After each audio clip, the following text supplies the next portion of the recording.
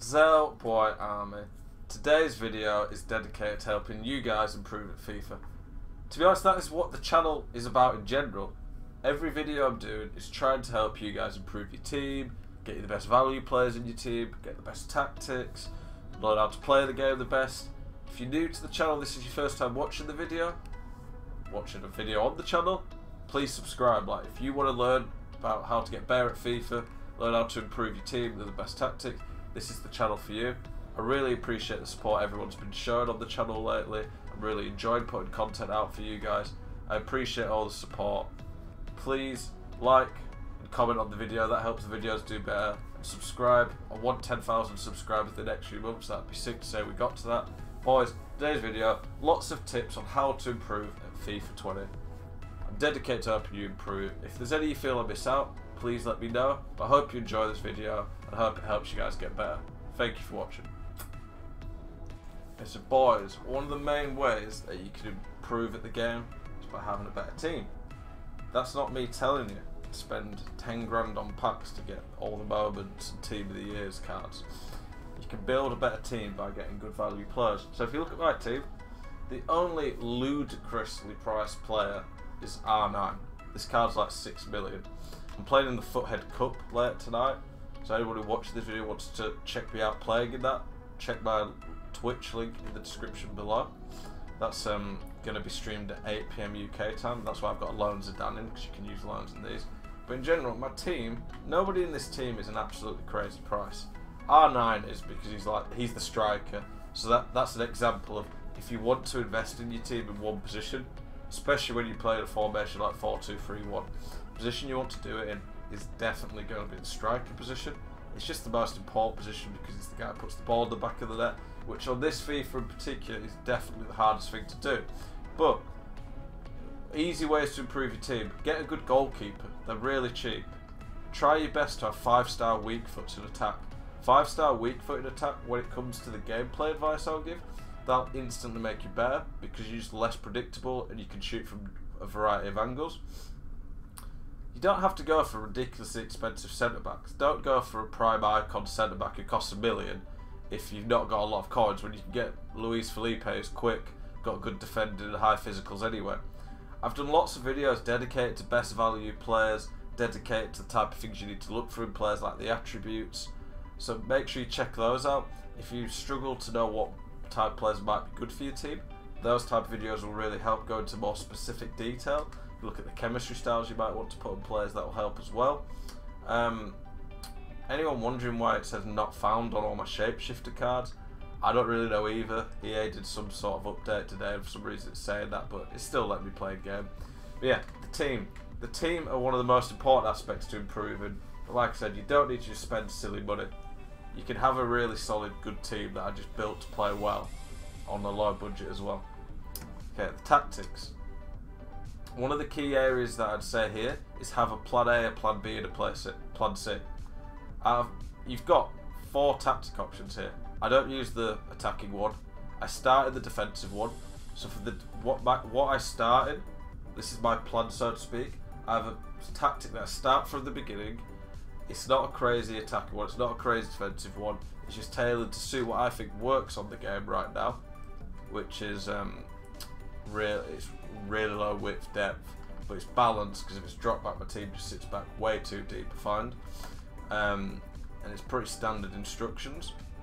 So that's the tactic I stay at if I'm winning by 1, losing by 1, or drawing. So for the most part, I'll always start with this. I don't really have to change it up too much.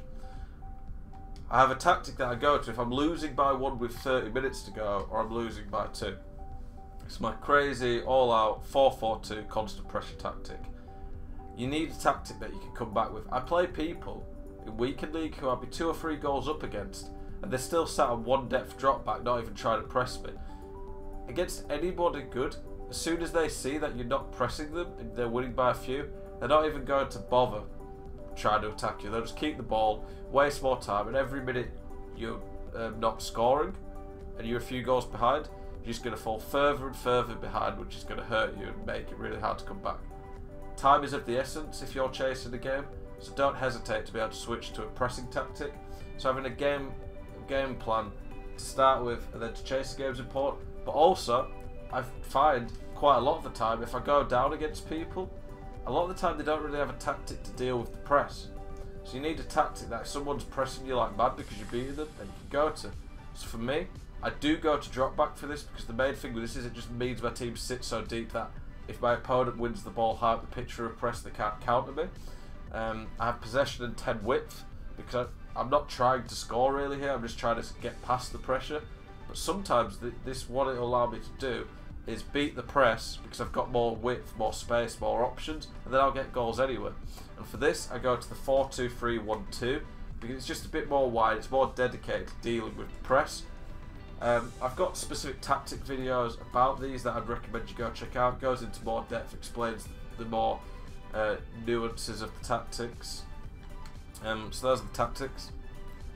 We'll talk about some gameplay things now. So you've got your team, you've got your game, you've got your tactics, you've got your players in place that are ready for the job, ready to play the game. So I'll just talk through some of the common errors that if you can get rid of, you'll instantly improve at the game. We'll start from the keeper and work our way to the striker. With the keeper, so many people get it with the keeper and they instantly throw or get rid of it and they just give the ball away. When you've got it with your keeper, you should never ever be losing the ball. It's as simple as that. Even if they're on 4-4-2 all-out press, you should still have an option. Use the radar. Using the radar is something that a lot of people don't do, but it will show you very quickly where you've got options. Using the radar helps a lot, because if you're under pressure, there'll normally be one man free that you might not even see on your screen straight away. So when you've got it with your keeper, whether it be a goal kick, it's in his hands, unless there's a free man, don't rush it, don't force it back to your opponent, don't give your opponent an easy way out. It's vital that you don't just give your opponents easy goals, and a lot of the time if you give it away with your keeper, you're doing that. Keeper movement at the highest end of the game, you can improve by using it, but you have to be very careful with it. When you start using it, it might make you worse, but I don't even think it'll improve you massively. It can help a bit if you get good at it, but it's not a big deal on this FIFA. Defending. My philosophy on defending, that if you can apply this, it will make a huge difference to your game, is don't make mistakes. Make my opponent have to do something special to score past me. When you make silly mistakes and dive in, you just give easy goals away, and you also get frustrated at yourself. So many times when I'm playing people in weekend league, I don't even have to do anything special to score. I just keep the ball, wait for them to leave a gap, pass it through and it's a goal. It's very rare that I have to do something really good to break someone down, but I notice the better players you play, the higher up you go, the more patient they are, the less mistakes they make. Mistakes separate gold and elite players, I'd say. Elite players don't make that many mistakes, gold players do. Making mistakes is going to be a big issue that lets you down. A lot of the time these mistakes don't even come from just a lack of ability, they come from a lack of patience. Being patient is so vital on FIFA. The mental side on FIFA is so important because there can be a lot of frustrating stuff in this game. If you lose your head and start diving in and making mistakes, you'll become so much easier to break down and your opponent will have a field day. Don't slide tackle unless you absolutely have to. So many people make silly slide tackles in bad positions, and the issue with it is when you slide, it's so much harder to get up quickly compared to the other tackle. If you dive in with a slide tackle, your player's going to be out of position. I only slide if it's an absolute last resort and something I really have to do. So be careful with slide tackling. Don't sprint.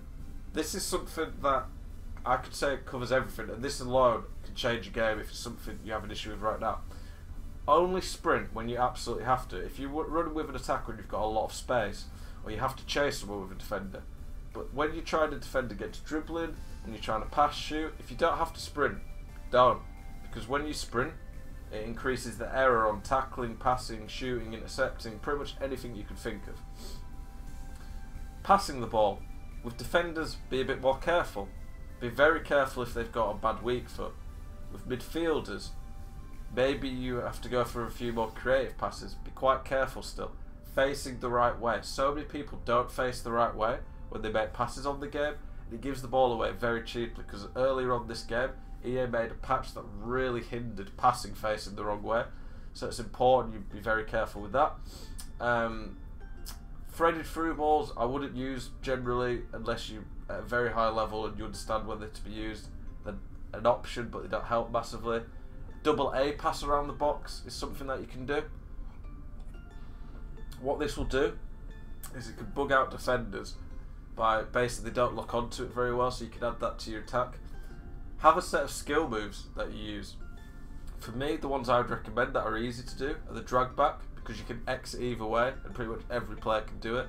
Step overs, they take a bit more practice, but when you can get good with them, especially the step over exit, they can be deadly. Ball roll. Ball roll don't use to get round your opponent unless it's the keeper. Ball rolling, the keeper's very good in one-on-ones. But generally you use it just to protect the ball and make better angles for yourself. Heel to heel can also be pretty good.